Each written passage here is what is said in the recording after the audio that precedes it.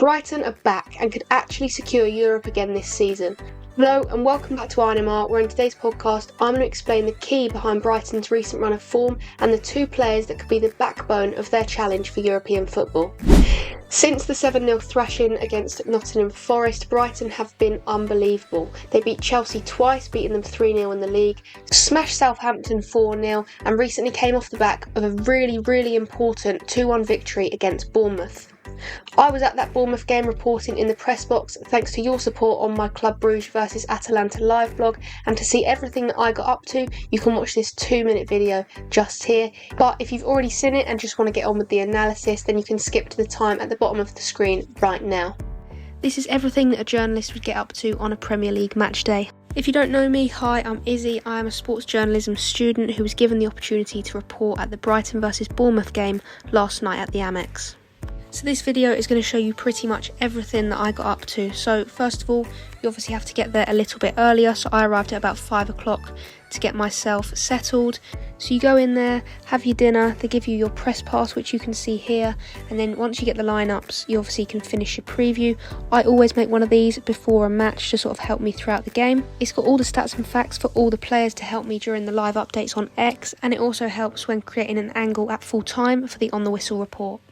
So when the game starts, you're really just keeping note of all the action. Obviously, as the action happens, you've got to write it out in full so that your on the whistle report can actually come out at full time.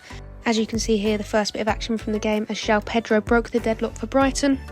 Then at half time, head over to Instagram and post the half-time match graphic and also promote the live updates I'm doing on X. Second half starts and it's just more of the same. Obviously a nice moment here as Solly March came on as he continues his recovery from injury. Just before that, Danny Welbeck obviously got what was the match winner.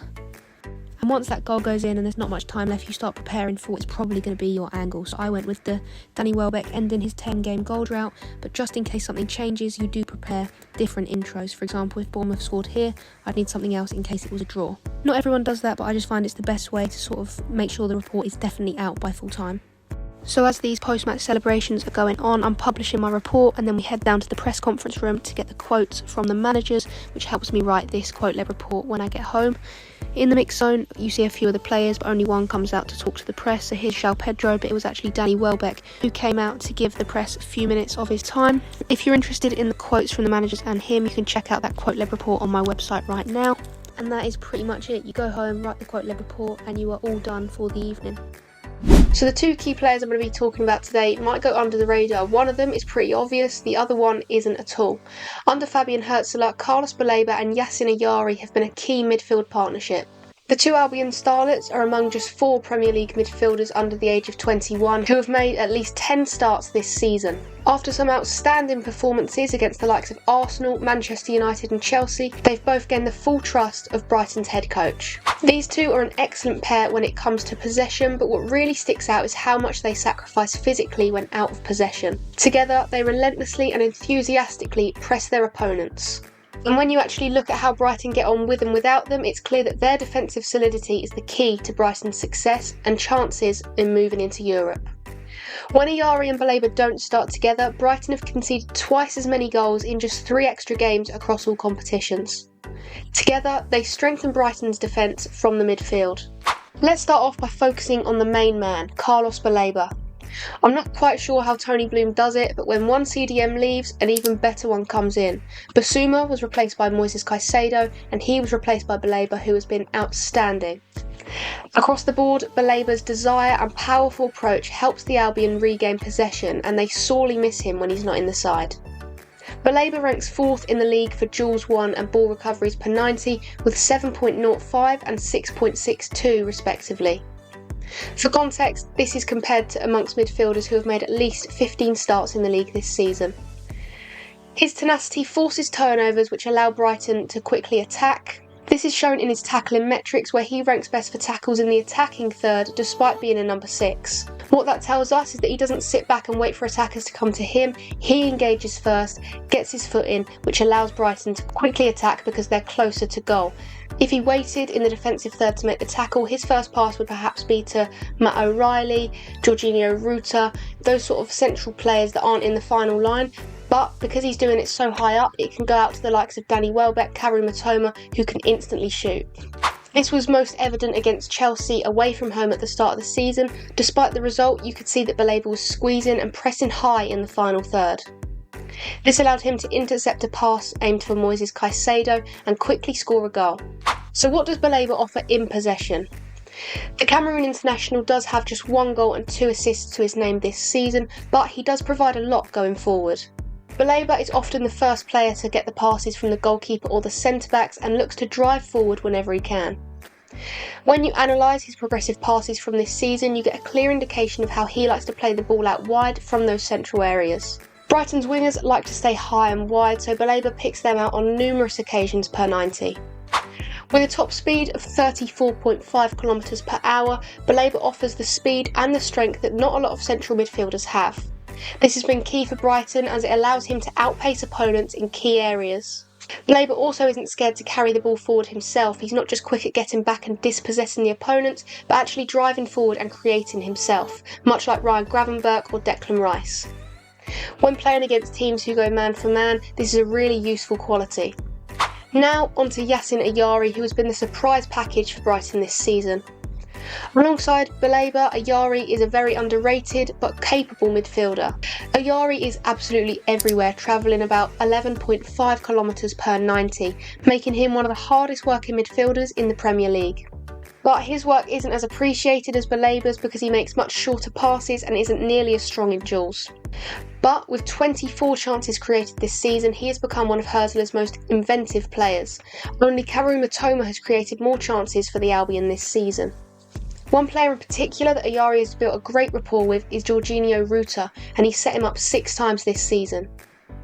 When given the time and space, Ayari's decision making is usually excellent. With Baleba and Ayari in the midfield, Brighton's hunt for European football is looking more and more likely each week. The depth in that area as well, with the likes of Jack Hinchelwood, Diego Gomez, Matt O'Reilly, etc., is even more promising. The Bournemouth game was the first of a season-defining run of fixtures. Over the next month, the Albion face Newcastle in the FA Cup, they take on Fulham at home, City away, Aston Villa at home, and then they travel to Selhurst Park to play Crystal Palace. On their day, Brighton can beat all of these sides comfortably, but if there's one thing we've seen this season, it's that Hursley's side is somewhat inconsistent to say the least. The Newcastle game is of course a cup game, so it's a one-off, anything can happen. You're automatically at a disadvantage playing at St James's Park, but Brighton have shown that they can go there and get a result, winning 1-0 earlier in the league this season. Fulham is going to be a tough one. They outclassed Brighton in the reverse fixture before Christmas and have always been somewhat of a bogey team when visiting the Amex. City's a tricky one and it's the one you'd least expect Brighton to win, but they did pull off a shock earlier in the season, so you can't write them off doing that again. Villa at home is a similar one to Fulham. They are somewhat of a bogey team. However, Brighton went to Villa Park and got a vital 2-2 draw earlier in the season. If someone can get a hold of Morgan Rogers and keep him quiet, then that's a great step in the right direction to potentially getting a result there. And ending that season-defining run is Crystal Palace. Brighton visits Selhurst Park. In the reverse fixture before Christmas, Brighton were humiliated. It was 3-1, but it could have been more than that, to be honest, and Brighton were lucky to get that goal. I do believe it was an own goal. If Brighton can go to Selhurst Park and get revenge, it will be a huge statement for the rest of their season, and of course it would put them in good stead for the slightly easier fixtures that follow. Brighton are better than Palace by a landslide, but often it's the occasion that gets to the players and leads to them making silly errors and therefore losing. In terms of how many points Brighton can get from their next 4 matches, it's not unreasonable to go towards the higher end. If they keep up the form that we've seen in these last 4 matches, it's not unrealistic to suggest they could get 9 or even 10 points. Realistically though, I do think it'll be more like 7 out of 12 points, losing to City, getting a win against Fulham and Crystal Palace hopefully, and then you never really know with Villa. So what do you think? How many points will Brighton get on this 4-match run, and where do you think they'll finish at the end of the season? Let me know your thoughts down in the comments. That is where I'm going to end today's podcast, but there are plenty of others you can go and listen to. For more content, be sure to check out my website, that's inmrfootball.co.uk. On there I do match reports, live blogs, club updates and so much more. And if that's not enough, INMR is also on X and Instagram, so you can follow me on both of those platforms for more daily football updates. Thank you very much for listening, and I will see you in the next one.